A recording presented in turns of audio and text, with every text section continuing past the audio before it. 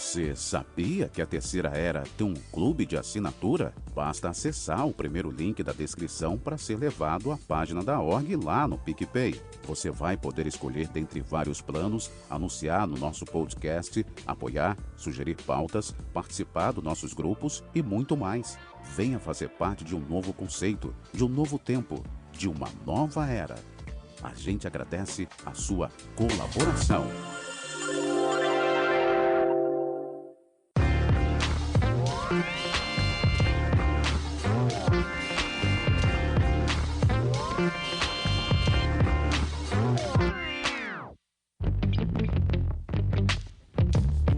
Começando mais um episódio dessa primeira temporada, e hoje a gente volta a falar de uma coisa que estava meio parada em questão de conteúdo, que é falar sobre o mundo dos esportes, mais especificamente sobre a NBA. É verdade que o Houston, enquanto um time, ele vem decepcionando algumas temporadas por não conseguir chegar à final de uma temporada na NBA, chegando no máximo em algumas finais de conferência da Conferência Oeste da NBA, sendo as duas últimas recentes contra a equipe do Golden State. Mas por mais que o time decepcione em não chegar a uma final de temporada, um jogador do plantel se destaca por vir quebrando os recordes já há algumas temporadas, e nesse caso o jogador que eu estou falando é o James Harden. Só para vocês terem ideia, somente um jogador conseguiu fazer mais de 50 pontos em duas partidas consecutivas fora do seu ginásio, e esse jogador foi o Wilt Chamberlain, um dos principais jogadores da história da Liga Norte-Americana de Basquete. E se essa estatística não for suficiente para você, o Harden tem uma média de 34 pontos por jogo na temporada 19-20, com uma porcentagem de 43% de arremessos convertidos. Ou seja, o Harden converte metade dos arremessos que ele faz. E a principal arma de pontuação dele, que são os arremessos de 3 pontos, ele tem uma porcentagem de 36% de conversão nas cestas do perímetro. Ou seja, um pouco mais de um terço do que ele arremessa de 3 pontos, ele converte. E quando a gente traz esses números para comparar com as estatísticas dos outros jogadores, a gente só comprova a eficiência do James Harden, principalmente em relação aos números individuais. A média dele de 34 pontos por jogo, que eu tinha falado, é a média mais alta da temporada 19-20, com uma diferença de 4 pontos para o segundo colocado, que é o Bradley Beal, do Washington Wizards. Nem o Antetokounmpo e o LeBron James conseguem alcançar a média do Harden na temporada atual. O armador do Houston também tem a principal taxa de conversão da linha de 3 pontos de toda a liga, com uma média de 4.4 cestas convertidas da linha do perímetro.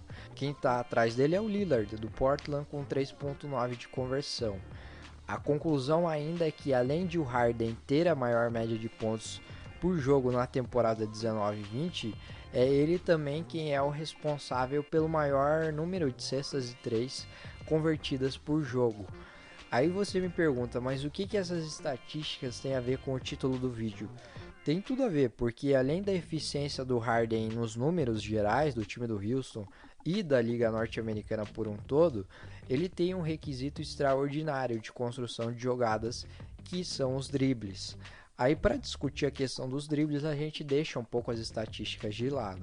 O título do episódio é extremamente polêmico, tendo em vista a história da NBA, mas a gente vai focar num contexto que diz respeito à era moderna da NBA, onde começava a dinastia do Michael Jordan. Mas por que a partir do Jordan? Porque a liga se transforma a partir da dinastia dele. Só para mencionar alguns dos maiores dribladores da era recente, a gente tem o Irving, o Derrick Rose, o Westbrook, o próprio Stephen Curry do Golden State. E afirmar que o Harden é o maior dentre todos no quesito do drible é só uma opinião individual, e você pode discordar à vontade, mas você não pode negar a influência dos dribles do armador do Houston durante um jogo de basquete. Isso porque ele deixa os adversários loucos quando ele faz aqueles step backs dele, e ainda por cima existe uma probabilidade grande de o adversário cair na quadra ou ficar psicologicamente abalado pelo drible que levou até o fim do jogo. Se a gente entra em individualidades, o Curry, dentre os que eu mencionei acima, é o que mais se destaca em questão de habilidade para se fazer uma comparação com o Harden. Dá até para dizer que o jogador do Golden State arremessa melhor, mas não dá para dizer que ele é melhor ou maior driblador que o armador do Houston. E se a gente for trazer um argumento de autoridade para sustentar isso, o ex-pivô da NBA Kendrick Perkins afirmou no final do mês de maio de 2020 que o Harden é muito mais versátil em questão de criação e desenvolvimento das jogadas comparado ao estilo do Stephen Curry, que é o jogador do Golden State. A questão, talvez, para se observar de um panorama mais de cima, mais geral, é que o Harden fez com que as defesas dos outros times se reinventassem as suas formas de marcar ele, porque um drible do armador do Houston podia desconcertar a defesa inteira do outro time e, consequentemente, ele ia acabar marcando a cesta ou ia criar uma jogada maior ainda com os step backs, com os crossovers e etc. Para exemplificar a situação, se você pega os jogos da pós-temporada contra a equipe do Utah, por exemplo, você vai perceber que é grotesca a marcação que o time do Utah faz em cima do Harden. O Ricky Rubio, o espanhol, que era o armador do Utah na época, marcava o Harden de lado. Isso só para não deixar ele arremessar de 3 pontos. Mas como ele marcava de lado, obviamente deixava um espaço aberto pelo outro, que fazia com que o Harden ou fizesse um step back e arremessasse do perímetro, ou ele partia em direção ao garrafão e garantia os 2 pontos.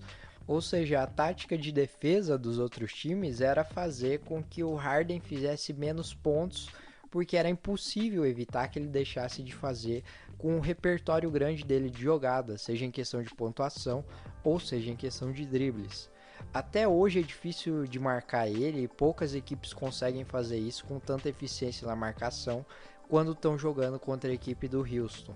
E um argumento que sustenta essa visão da dificuldade de marcação das outras equipes é a questão que o time do Houston é um dos que mais pontuam na temporada e o Harden é o que tem a maior média de pontos por jogo. Tem uma matéria do site da ESPN que foi escrita pelo Kirk Goldsberry, não sei se eu pronunciei o nome dele certo, mas que ele fez uma reportagem no final do último mês do ano de 2019 e lá na matéria ele afirma que o James Harden é o maior pontuador depois da era Jordan. É uma matéria longa, mas bem feita e cheia de números interessantes para se dar uma olhada. Eu vou deixar o link na descrição caso você queira acessar. Isso só significa a eficiência do armador do Houston nas últimas temporadas da liga, tanto em questão de pontuação quanto em relação ao estilo de jogo dele de uma forma geral. Desde o Will Chamberlain não se via alguém quebrando recordes como o James Harden está fazendo. E o mais interessante disso tudo é a forma com que o Harden está fazendo com que as defesas se reinventem para conseguir evitar que ele converta os arremessos. Ou seja, o estilo de jogo dele, os dribles propriamente, são a principal influência do quesito de pontuação dele e do time do Houston.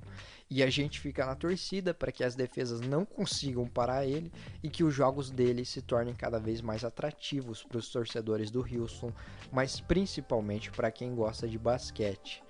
É isso então, a gente vai ficando por aqui. Como eu disse, o título do episódio é bastante polêmico e você pode se sentir à vontade para discordar do que foi dito. Afinal, quando se trata de preferências, cada um tem a sua opinião. E se você quiser opinar ou discordar de algo que foi dito, a aba dos comentários está aberta para isso. Se você gosta dos nossos episódios falando sobre basquete, deixa aqui nos comentários porque isso incentiva a gente a cada vez mais produzir episódios desse tipo de assunto. A Terceira Era está nas principais plataformas, é só você seguir a gente para ser notificado assim que saírem os novos conteúdos. Muito obrigado pela sua colaboração, que você tenha um ótimo dia e até o próximo episódio.